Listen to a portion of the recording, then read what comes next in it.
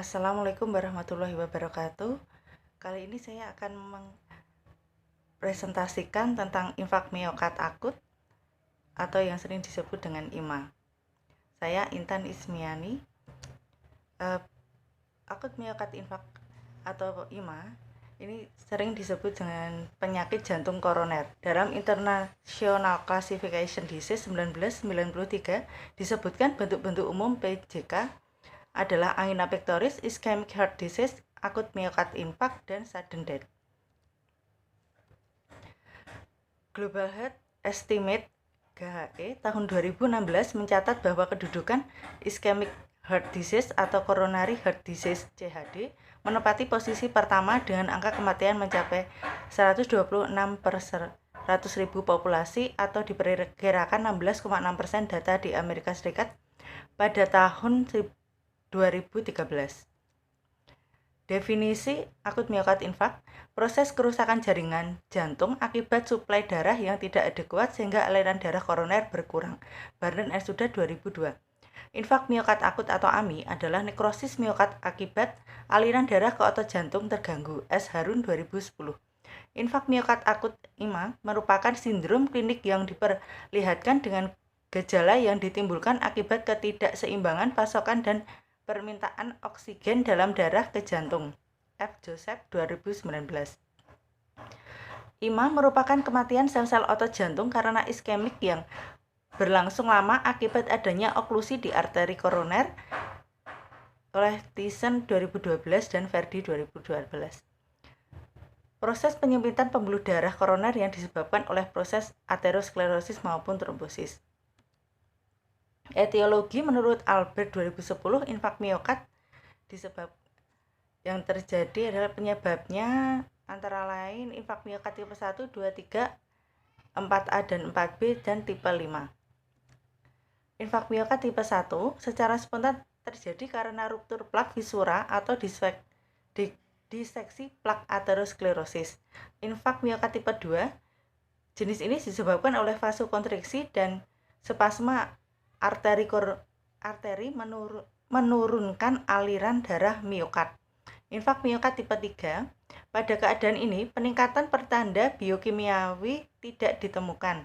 Hal ini disebabkan sampel darah penderita tidak didapatkan atau penderita meninggal sebelum kadar pertanda biokimiawi sempat meningkat.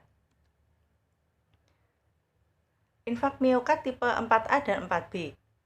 Peningkatan kadar pertanda biokimiawi infak miokard contohnya troponin 3 kali lebih besar dari nilai normal akibat pemasangan percutaneous coronary intervention atau PCI yang memicu terjadinya infak miokard.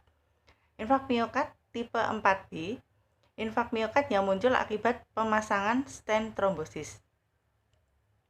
Infak miokard tipe 5, peningkatan kadar troponin 5 kali lebih besar dari nilai normal. Kejadian infak miokard jenis ini berhubungan dengan operasi bypass koroner. Faktor resiko. Ada 4 faktor resiko biologis infak miokard yang tidak dapat dirubah, yaitu usia, jenis kelamin, ras, dan riwayat keluarga. Resiko aterosklerosis koroner meningkat seiring bertambahnya usia. Penyakit yang serius jarang terjadi sebelum usia 40 tahun. Faktor resiko lain masih dapat dirubah sehingga berpotensi dapat memperlambat proses aterogenik. Santoso 2005. Patofisiologi. Segera setelah terjadi infak miokard, daerah miokard setempat akan memperlihatkan penonjolan sistolik dyskinesia dengan akibat menurunnya ejeksi fraction. Tanda dan gejala yang khas munculnya nyeri dada retroternal seperti diremas-remas dan tertekan, nyeri menjalar ke lengan, kiri bahu, leher, rahang, bahkan ke punggung dan epigastrium. Nyeri berlangsung lebih lama daripada angina pectoris dan tidak responsif terhadap nitrogliserin. Kadang-kadang, terutama pada penderita diabetes dan orang tua, tidak ditemukan nyeri sama sekali. Nyeri disertai perasaan mual, muntah, sesak, pusing, keringat dingin, berdebar-debar, atau penderita sering ketakutan. Manifestasi klinis dan studi diagnostik. Riwayat diagnosa didasarkan pada riwayat sakit, kelainan EKG, peningkatan kadar enzim. Riwayat sakit dada yang khas, lokalisasi mid-retrosternal antara epigastrium dan rahang. Penjalaran ke bahu kiri, punggung, leher, rahang, dan lengan kiri, kadang ke epigastrium. Sifat nyeri yang hebat seperti rasa tertekan, berat, diremas, ditusuk. Lamanya lebih dari 30 menit, tidak hilang dengan istirahat ataupun nitrat. Pencetusnya pada waktu istirahat maupun beraktivitas.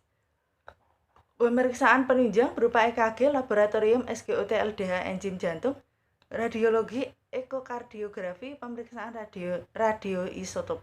Komplikasi, aritmia, gagal jantung, shock kardiogenik, tromboembolisme, brakikardi, sinus nodul, gangguan hantaran atriorikuler dan gangguan hantaran intraventrikuler, asistolik, takikardia sinus, kontraksi atrium prematur, takikardia supraventrikel, dan flutter atrial, fibrilasi atrium. Penata laksanaan medis, fase serangan akut, penanganan nyerinya dengan morfin, nitrat, beta blocker, pemberian ukuran infak membatasi ukuran infak miokardium, meningkatkan suplai darah dan oksigen ke jaringan miokardium untuk memelihara, mempertahankan, dan memulihkan sirkulasi.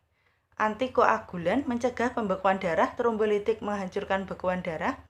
Antipemin, menurunkan konsentrasi lipid dalam darah. Vasodilator perifer, meningkatkan dilatasi pembuluh darah yang menyempit karena vasospasme. Pemberian oksigen meningkatkan saturasi darah yang dapat diukur menggunakan oksimetri. Pembatasan aktivitas fisik. Diagnosa keperawatan yang mungkin muncul, nyeri akut berhubungan dengan iskemia miokard akibat sumbatan arteri koroner, intoleransi aktivitas berhubungan dengan ketidakseimbangan suplai oksigen miokard dalam kebutuhan tubuh, kecemasan berhubungan dengan ancaman perubahan kesehatan, status sosial, ekonomi, ancaman kematian, penurunan curah jantung berhubungan dengan perubahan frekuensi, irama kondisi listrik jantung, penurunan preload, peningkatan tahanan vaskuler sistemik infak. Perubahan perfusi jaringan berhubungan dengan penurunan atau sumbatan aliran darah koroner. Resiko tinggi kelebihan volume cairan berhubungan dengan penurunan perfusi ginjal, peningkatan natrium ataupun retensi air, peningkatan tekanan hidrostatik atau penurunan protein plasma. Kurang pengetahuan tentang kondisi dan kebutuhan terapi berhubungan dengan kurang terpanjang atau salah interpretasi terhadap informasi tentang fungsi jantung atau implikasi penyakit jantung dan perubahan status kesehatan yang akan datang. Demikian presentasi dari saya. Terima kasih atas perhatiannya. Wassalamualaikum warahmatullahi wabarakatuh.